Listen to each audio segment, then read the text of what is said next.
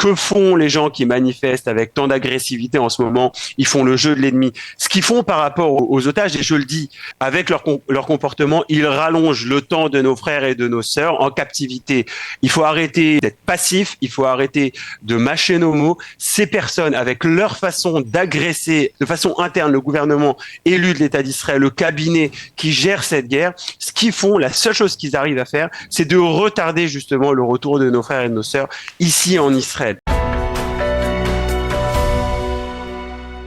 Nous avons le plaisir d'être en ligne avec Raphaël Hamzalag, membre du Likoud. Raphaël, bonjour, Boker Tov. Boker Tov, Shavua Tov, Daniel. Shavua Tov, merci d'être avec nous ce matin. Je voudrais que nous débattions ensemble de deux sujets qui sont d'actualité brûlante, hein, on peut le dire vraiment, même au sens propre et presque au sens figuré, au sens figuré et presque au sens propre, puisqu'on a vu hier sur le périphérique d'Ayalon des feux qui ont été allumés par des manifestants. On avait l'impression qu'il s'agissait d'un remake de la protestation contre la réforme judiciaire. Est-ce que, de facto, on peut dire qu'aujourd'hui, la campagne menée par au moins une partie des familles d'otages, il faut être précis à ce sujet, eh bien, a été irrémédiablement politisée ? Elle est depuis longtemps en fait ce qu'on a compris peut-être hier pour ceux qui ne l'avaient pas encore compris, c'est qu'il s'agit d'une volonté de faire tomber le gouvernement élu en Israël. Donc les raisons changent. Parfois c'est la cherté de la vie, parfois c'est la réforme judiciaire avec l'utilisation de ce qu'on appelle la Ilat Hazirut. Parfois, et ils ont essayé, c'était l'enrôlement des ultra-orthodoxes. Et puis lorsqu'ils ont vu que les trois dernières raisons n'ont pas suffi, ils n'ont pas eu honte d'aller jusqu'au bout et d'instrumentaliser réellement cette lutte sur laquelle tout le peuple d'Israël, tout le peuple juif au travers du monde est complètement mobilisé, à savoir la libération des 134 otages que le mouvement terroriste Hamas détient de façon absolument illégale et horrible dans la bande de Gaza. Voilà, donc on ne fait que se détériorer, mais il faut bien comprendre qu'il y a une instrumentalisation ici qui est absolument horrible et qui sort de cette même frange extrême, absolument antidémocratique, qu'est cette secte qui se réunit à Kaplan et qui, bien évidemment, s'octroie tous les droits et brûle absolument tous les feux rouges en fonçant pour la détérioration de cette unité qui est absolument essentielle en temps de guerre. Tout de même, ce qui est différent de ce qui s'est passé, des cas que vous avez cités, à savoir la réforme judiciaire, c'est que depuis, il y a eu le 7 octobre, et là, on a véritablement l'impression que ces dernières semaines, il y a des paliers qui sont franchis. Maintenant, les familles, quand elles expriment leur douleur, leur frustration, leurs sentiments, qu'est-ce que l'on peut dire face à cela, face à des cris d'une mère qui dit j'entends ma fille dire Atzilou, Atzilou, sauvez-nous des geôles du Hamas. Mais Daniel, on a absolument rien à dire aux familles des gens qui ont vu l'État faillir, l'armée faillir, le système de renseignement faillir, dans une faille qui est bien plus grande que celle de 1973 de la guerre de Kippour. On doit simplement respecter leur droit de s'exprimer. C'est bien évidemment pas vers eux qu'on pointe ce doigt accusateur, mais vers ces franges extrémistes qui les instrumentalisent, encore une fois, qui les poussent à faire, j'allais dire, la une des journaux dans le monde islamiste. Parce qu'il n'y a pas un média sérieux, Al-Manar du Hezbollah jusqu'au fin fond d'Al Jazeera, qui n'a pas repris ces manifestations en disant voilà, on vous l'avait dit, les sionistes se désintègrent et ils vont, j'allais dire, cesser l'attaque parce que ils ne savent pas faire face à cette pression. Ils se désintègrent de l'intérieur. Donc, on n'oriente pas cela, bien évidemment, aux familles. D'ailleurs, bien évidemment, il ne s'agit pas de toutes les familles. Il y a certaines familles qui appartenaient, on va dire, idéologiquement qui étaient peut-être proches de cette frange politique et automatiquement il trouve que c'est beaucoup plus intéressant et plus intelligent d'attaquer le gouvernement élu de l'État d'Israël, qui soit dit est un gouvernement en ce moment très large, un gouvernement d'union nationale, plutôt que de se tourner vers les vrais responsables du kidnapping et de cet acte terroriste, à savoir le Hamas. Mais je voudrais ajouter quelque chose par rapport à cela.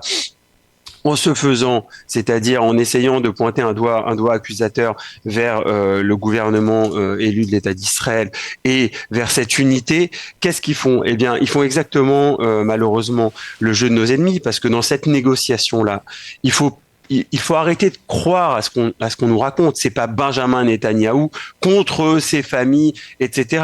Parce que Benjamin Netanyahou, sur cette question-là, eh bien, il y a plus de 70% du peuple d'Israël, plus de 70% de l'électorat en Israël qui est contre un accord qui verrait les otages revenir en libérant des dizaines et des centaines de terroristes qui ont du sang sur les mains. Parce que le 7 octobre, ces Sinoirs et tous ces sbires, encore là, on l'a vu à Shifa, si vous voyez, Daniel, le top 20 des terroristes qui ont été ou éliminés ou arrêtés à Shifa, il y en a 80% qui ont été libérés lors de l'affaire Gilad Shalit, avec les 1024 terroristes qui ont été libérés.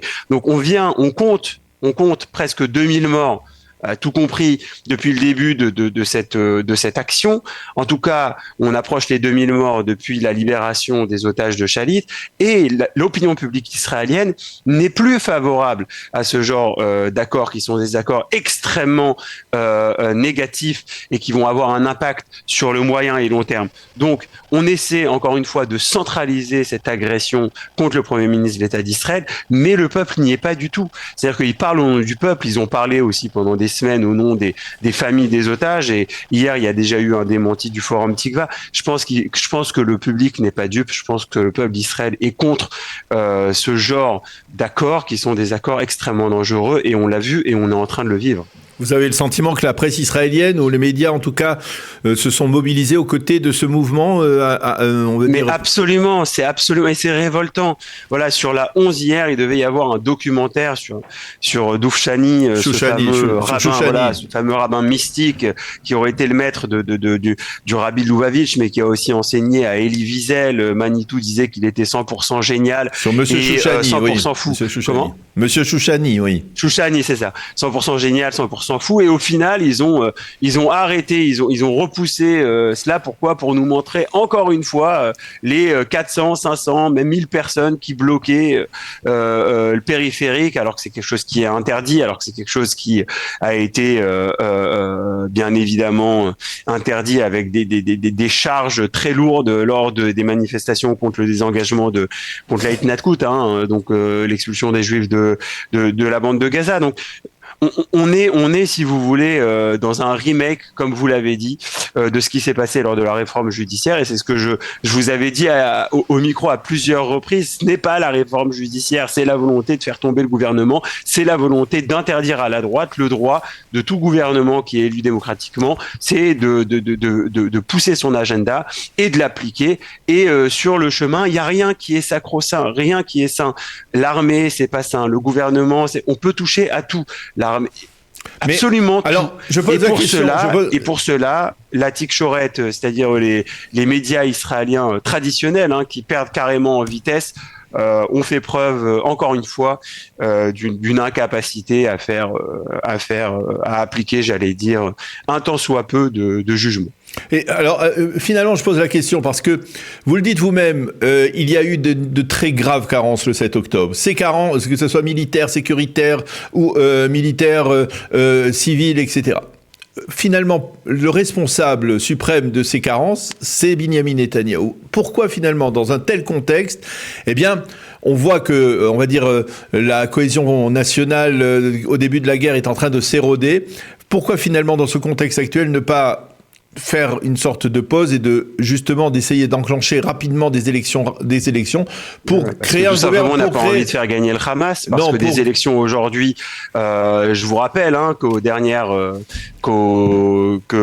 par exemple au niveau juridique, on avait dit qu'on pouvait pas prendre des décisions importantes dans un gouvernement de transition, que vous pouvez pas faire une opération militaire dans un gouvernement de transition. Alors vous imaginez bien qu'on est en pleine guerre, vous imaginez bien que une grosse affaire pour libérer libérer les otages, ou alors une offensive au Liban, ça pourrait être difficilement gérable avec un gouvernement de transition. Le gouvernement de transition, et c'est comme ça dans toute démocratie, quand on rentre en période électorale, on rentre en définitive dans un espèce de congélateur virtuel.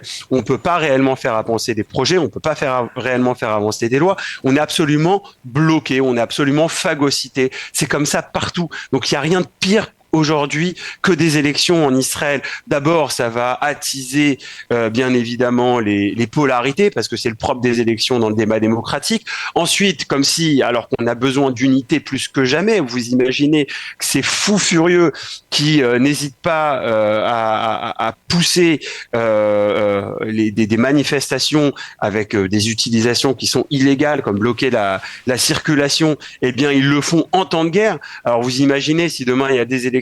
Et aujourd'hui, la seule raison pour laquelle leur mouvement, et j'allais dire, n'est pas suivi, et ils sont seuls, c'est parce que le peuple d'Israël, encore une fois, comprend que c'est la dernière des choses dont on a besoin, des élections, la polarité, et si on va vers si on va vers des élections, ça va être encore pire.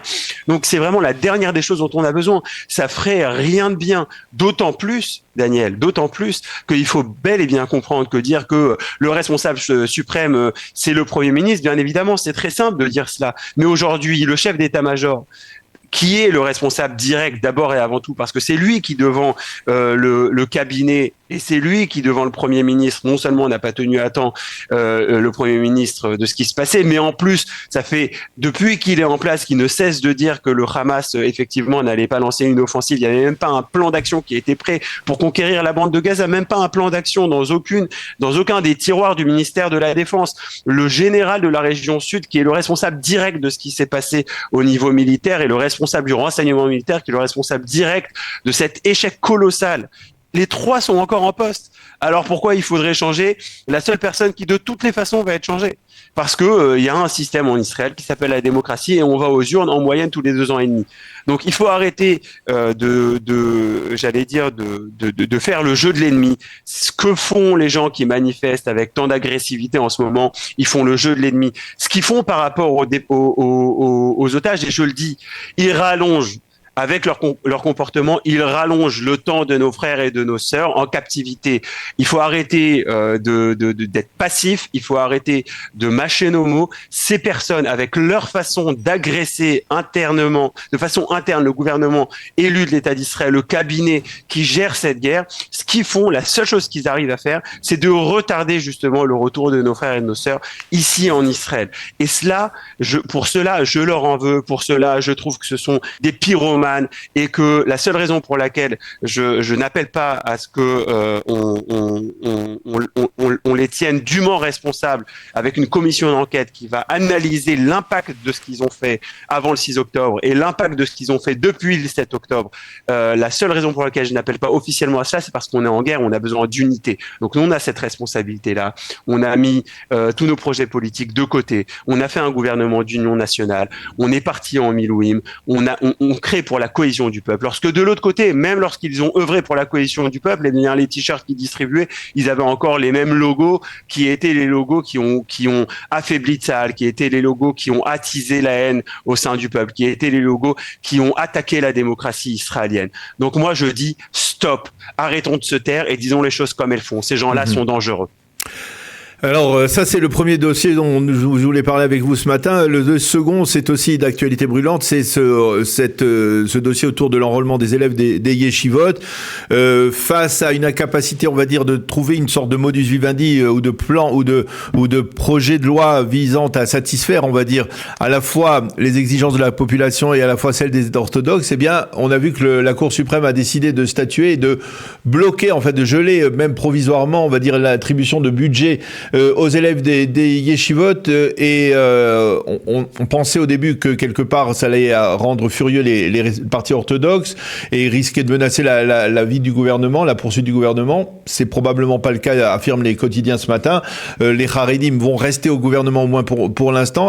Qu'est-ce que vous pensez justement d'abord de la décision de la Cour suprême et du fait que on a le sentiment que les orthodoxes n'ont pas tiré de véritables leçons de ce qui se passe, de ce qui s'est passé depuis le 7 octobre. On va parler des orthodoxes tout de suite, mais s'il y a bien quelqu'un qui n'a rien compris, c'est la Cour suprême, les juges de la Cour suprême. Il ne faut pas oublier qu'on a fait 5 élections successives à cause de cette incapacité de la Cour suprême de comprendre que le rôle de la Cour suprême n'est pas de légiférer et n'est pas d'analyser la loi au contraire de ce que la loi décide, mais bel et bien justement de légiférer dans le cadre de la loi qui est votée par la Knesset. Parce qu'il y a des lois qui ont été votées dûment, votées et ratifiées pour essayer d'encourager justement l'enrôlement des Haredim, des ultra-orthodoxes dans Tsahal, l'enrôlement des ultra-orthodoxes dans l'armée, eh bien, là encore, la Cour suprême, déconnectée de la réalité, alors qu'on est en pleine guerre, alors qu'on a vu, après le 7 octobre, une croissance exponentielle dans le nombre de Haredim qui se sont inscrits, notamment dans ce fameux Shlavbet qui permet en fait de faire un service raccourci pour les gens qui sont un peu plus âgés et ensuite de rentrer dans le cadre de Tsahal dans des périodes de réserve. Eh bien, ils ont décidé d'être encore plus stricts que ce que le demandait la conseillère juridique du gouvernement, qui bien évidemment a plaidé à la Cour suprême contre le gouvernement qui est son patron. C'est absolument abject, mais c'est une particularité du système israélien. Donc, les ultra-orthodoxes ne sont pas dupes. C'est ce qui s'est passé. Ils ont compris qu'ils étaient instrumentalisés. Ils ont compris que tout le monde essayait de pousser à la destruction du gouvernement au travers de l'instrumentalisation encore de cette histoire de l'enrôlement ou du non-enrôlement des ultra-orthodoxes. Et là, ce qu'on a gagné, eh bien, on a gagné que les orthodoxes se recroquevillent alors qu'ils étaient en train, et des sondages sur le long terme, notamment par Momo Filbert, prouvaient que sur le long terme, les Haredim avaient changé, l'opinion avait changé, ils décidaient de travailler plus, de se mêler plus à la société israélienne, de s'enrôler plus, leur position vis-à-vis de l'État d'Israël, leur position vis-à-vis de l'armée était en train de changer. Ce sont des processus qui sont longs. Il faut savoir qu'au lendemain, qu'entre les deux guerres, l'essentiel du monde ultra-orthodoxe, en tout cas bien évidemment Ashkenaz était anti-sioniste et puis ensuite il est devenu asioniste et là il est en train de devenir sioniste. C'est un processus qui a duré pendant 100 ans et avec ce genre d'agression, avec ce genre de jugement déconnecté de toute réalité, eh bien on les fait aller quelques dizaines de pas, voire quelques centaines de kilomètres en arrière. Encore une fois, bravo à la Cour suprême pour cette incapacité à comprendre qu'on ne peut pas gérer des problèmes profonds, sociétals, historiques avec des arrêtés juridiques. C'est pas possible.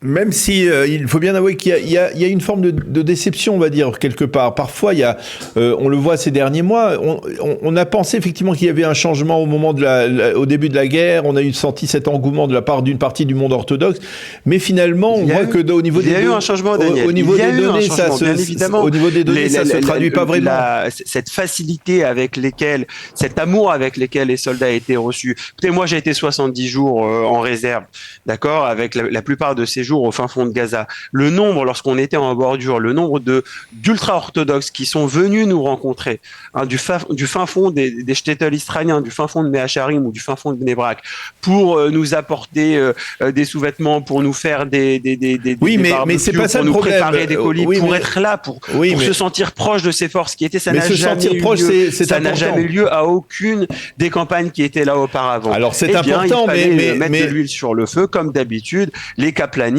avec et la Cour suprême, alors là, ils sont extrêmes pour ne rien comprendre au processus qui se passe dans la société israélienne. Parce que ces personnes-là, de quoi ils ont peur?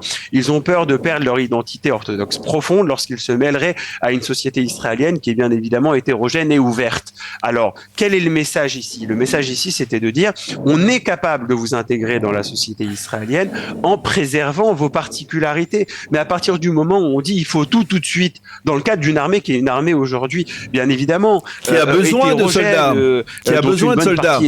Vous comprenez que c'est un peu complexe. Oui, mais c'est une armée, on n'a pas beaucoup de temps encore de parler, mais c'est une armée qui a besoin de soldats, puisque si jusqu'au 7 octobre on pensait qu'on pouvait... Mais Daniel, ça aussi c'est un spin, vous comprenez bien que même si on enrôle demain 40 000 Haredim, ils vont pas pouvoir rentrer à Gaza ni même au Liban après-demain. Vous comprenez que pour créer, alors je vous parle pas de personnes, j'en sais rien, qui font des rôles subalternes, mais pour créer des combattants de qualité qui sont capables d'aller au combat, vous comprenez bien que moi chez les parachutistes, ma période de formation a duré 14 mois. d'accord, ça fait 18 ans, 19 ans maintenant que je suis en Milwim, donc comme combattant, j'ai des capacités que le Haredi qu'on va embaucher, qu'on enrôlerait demain, et puis rien que le processus d'enrôlement, il dure presque un an. Donc vous comprenez bien qu'il serait pas fonctionnel avant 18 mois. Donc vous comprenez bien qu'on est en train d'essayer de traiter sous le coup, alors qu'on est dans une guerre, qu'on a besoin de l'unité, qu'on a besoin de voir ces Haredim aider à des points névralgiques où ils peuvent aider, surtout à l'aube d'un conflit qui va se développer demain dans le Nord, et on risque d'avoir l'arrière israélien qui va être matraqué par des dizaines et des centaines de milliers de peut-être de missiles demain. Eh bien, la dernière des choses dont on a besoin, c'est de l'embraser de façon interne. On a besoin de cette cohésion, on a besoin de cette unité, on a besoin de ces associations de Haredim qui pourraient jouer un rôle crucial dans l'arrière israélien, qui pourrait être bombardé demain par des têtes de missiles que le Hezbollah engrange depuis plus de 40 ans. Et aujourd'hui, ce au quoi on est en train d'assister, c'est de croire qu'il y a une baguette magique qui pourrait enrôler tous les orthodoxes, alors qu'au niveau idéologique, pour moi, c'est clair.